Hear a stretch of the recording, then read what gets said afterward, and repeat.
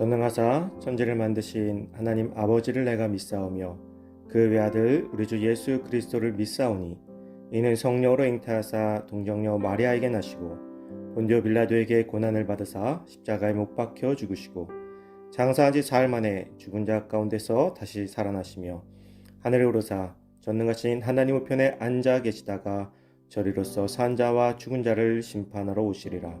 성령을 믿사오며 거룩한 공예와 성도가 서로 교통하는 것과 죄를 사하여 주시는 것과 몸이 다시 사는 것과 영원히 사는 것을 믿사옵나이다. 아멘.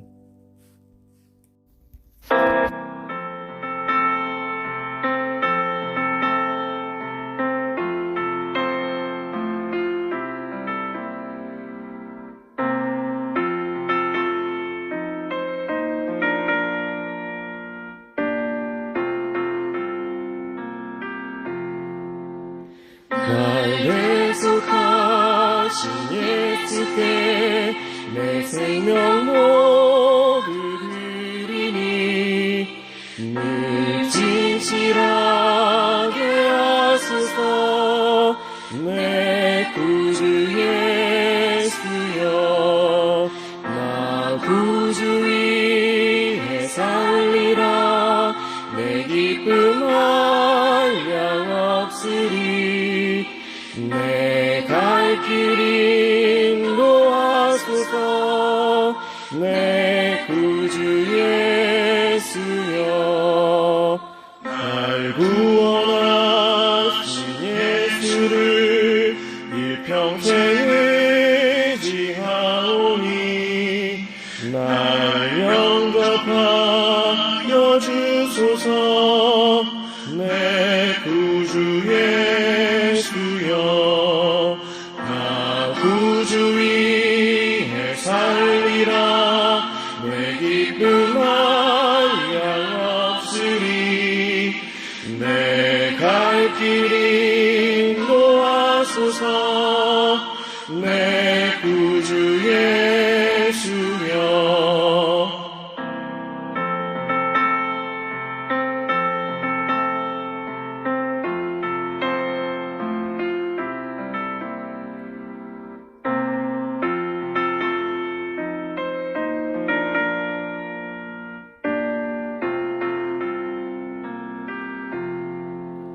주 십자가에 달리사 날 자유하게 했으니 내 몸과 마음을 주 위해 다 쓰게 하소서.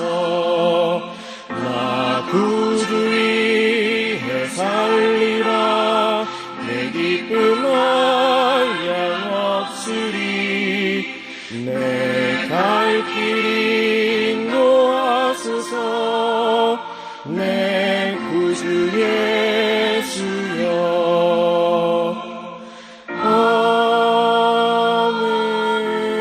아멘.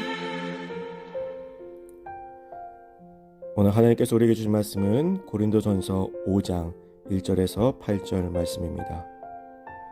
너희 중에 심지어 음행이 있다 함을 들으니 그런 음행은 이방인 중에서도 없는 것이라. 누가 그 아버지의 아내를 취하였다 하였는도다. 그리하고도 너희가 오히려 교만하여져서 어찌하여 통한이 여기지 아니하고 그 일 행한 자를 너희 중에서 쫓아내지 아니하였느냐. 내가 실로 몸으로는 떠나 있으나 영으로는 함께 있어서 거기 있는 것 같이 이런 일 행한 자를 이미 판단하였노라. 주 예수의 이름으로 너희가 내 영과 함께 모여서 우리 주 예수의 능력으로 이런 자를 사탄에게 내어주었으니 이는 육신은 멸하고 영은 주 예수의 날에 구원을 받게 하려 함이라. 너희가 자랑하는 것이 옳지 아니하도다. 적은 누룩이 온 덩어리에 퍼지는 것을 알지 못하느냐. 너희는 누룩 없는 자인데 새 덩어리가 되기 위하여 묵은 누룩을 내버리라. 우리의 유월절 양 곧 그리스도께서 희생되셨느니라. 이러므로 우리가 명절을 지키되 묵은 누룩으로도 말고 악하고 악의에 찬 누룩으로도 말고 누룩이 없이 오직 순전함과 진실함의 떡으로 하자. 아멘. 묵은 누룩을 버려라는 제목으로 오늘 말씀 나누도록 하겠습니다. 고린도 교회는 사도 바울이 2차 전도 여행 당시에 1년 6개월여를 머물며 열심히 세운 교회입니다. 그로 인해 다른 지역보다 많은 은사를 체험한 교회이기도 합니다. 고린도라는 지역은 지중해 연안으로서 다양한 민족들이 어우러져 살고 있었기 때문에 신전들이 많고 우상 숭배가 극심한 곳이었습니다. 이 가운데 고린도를 대표하는 것으로는 고린도 광장 남쪽 아크로고린도 언덕에 우뚝 솟은 아프로디테의 신전입니다.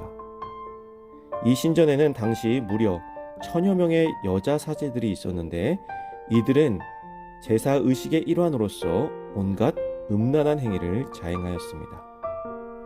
이렇게 음행한 우상숭배가 일상생활처럼 만연하다 보니 고린도 교인 중에도 아버지의 첩과 동침하는 자들이 있어 교회에 큰 문제가 되기도 하였습니다.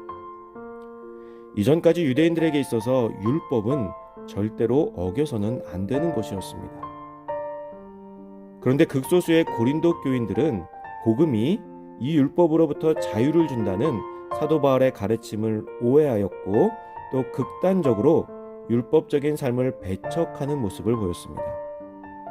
율법으로부터 자유함을 얻었다는 것이 율법과 반대되는 삶을 살아도 된다는 것이 아님에도 불구하고 그들은 그렇게 해석하였고 오히려 정결한 삶을 사는 자들을 믿음이 연약한 자로 치부해버렸습니다. 그래서 사도 바울은 이런 부도덕한 행실을 가볍게 여기는 자들을 가리켜 이방인보다도 못하다고 비판하며 이들을 교회에서 내쫓도록 명령하였습니다. 이미 사탄에게 내어준 자로 판단하였다라고 이야기하고 있죠. 그러나 단순히 출교시키는 것으로 끝내는 것이 아니고 5절의 말씀을 덧붙입니다. 이런 자를 사탄에게 내어주었으니 이는 육신은 멸하고 영은 주 예수의 날에 구원을 받게 하려 함이라. 이는 바울의 출교 조치가 부도덕한 자로 하여금 죄에 대한 육신의 형벌을 통해 부패한 죄성을 깨닫게 하고 결국에는 회개함으로써 마지막 날에는 주님 앞에서 구원을 얻도록 하기 위함이라는 것입니다. 쉽게 말해서 잘못을 하고 있는 사람에게 너 그거 잘못했어, 너 잘못했어, 이 정도 수준에서 머무는 것이 아니라 너 그거 정말 잘못했어, 너는 더 이상 우리와 함께 할 수 없어 라고 말함으로 인해서 아, 내가 이렇게 하면 안 되겠구나 라는 것을 깨닫게 하기 위해서 출교라는 강한 조치를 하고 있다라는 것입니다. 바울은 부도덕한 자들이 율법으로부터 자유를 주는 복음의 참 의미를 깨닫고 죄로부터 회개하기를 간절히 바라는 마음으로 출교라는 강수를 두고 있는 것이죠. 또한 사도 바울은 묵은 누룩을 내버리라고 명령합니다. 성경에서 누룩은 죄와 타락 혹은 부패의 상징입니다. 따라서 본문의 말씀은 음행하는 자들의 악한 습성으로부터 죄의 오염을 방지하고 교회의 순수함과 정결함을 유지하라는 것입니다.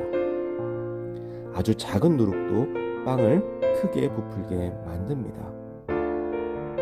우리 안에 작은 죄는 결국 우리를 죄에서 벗어날 수 없게끔 부풀어져 버립니다. 그래서 작은 죄에 민감하게 반응할 수 있어야 돼요. 뭐 그 정도까지 갖고 그러냐 라고 할 정도로 말입니다. 우리는 큰 죄에 대해서는 아주 민감하게 굴지만 작은 죄에 대해서는 관대한 경우가 많이 있어요. 특히 그 작은 죄가 나와 관련이 있을 때, 즉 내가 그러한 사소한 잘못을 했을 때 혹은 내 주변에 사랑하는 사람들이 그러한 작은 잘못을 했을 때 굉장히 관대해집니다. 그럴 수도 있지 뭐 라고죠. 우리는 바다의 섬처럼 쌓여진 플라스틱 섬을 보면서는 분노하면서 지금 내가 아무 곳에나 놓고 가는 플라스틱 커피컵에 대해서는 아주 관대합니다. 그런 것들이 모여서 섬을 이루는 것임에도 불구하고 내가 한 것은 작은 것이다 라고 위안하죠. 내가 한 것이 그렇게 큰 것이 될 리가 없다라는 것입니다. 제가 여러 번 이야기한 적이 있습니다. 제가 초등학교 3학년 때 이사 간 곳이 영등포 구치소 바로 옆이었습니다. 학교를 가려면 꼭 그 구치소를 지나가야 했습니다. 어린 마음에 그곳을 지나가면서 큰 철문 사이로 보이는 파란 옷의 아저씨들은 전부 무서운 범죄자들로 느껴졌습니다. 제가 다 큰 후에야 구치소에 있다고 해서 모두 진짜 범죄자는 아니라는 사실을 알게 되었습니다. 아직 재판 중이거나 재판을 받기 전 억울한 사람도 있었지만 제 어린 눈에는 모두 흉악범으로 보였던 것이죠. 죄는 작은 죄나 큰 죄나 모두 하나님 앞에서 죄입니다. 그래서 작은 죄에도 민감하게 반응할 수 있어야 돼요. 뭘 그런 거 가지고 그러냐, 고작 그런 거 가지고 그러냐, 이것만큼 하나님 앞에서 위험한 것은 없습니다. 하나님이 보시기에 작은 죄나 큰 죄나 똑같이 죄를 지은 사람이라는 거예요. 아담과 하와의 선악과 유혹도 뭐 고작 과일 하나 가지고 였다는 것을 기억하시기 바랍니다. 사랑하는 성도 여러분, 죄와 작은 유혹도 무시하지 마십시오. 오늘 나의 죄에 대해 민감하게 반응하며 묵은 누룩을 떼어버리는 귀한 믿음의 하루가 되시기를 주님의 이름으로 축복합니다.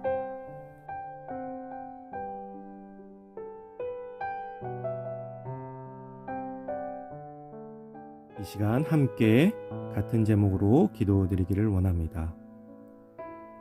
첫째, 신앙으로 바로 서는 참된 그리스도인이 될 수 있도록 같이 한마음으로 기도합시다. 둘째, 코로나19의 종교를 위해서 기도합시다.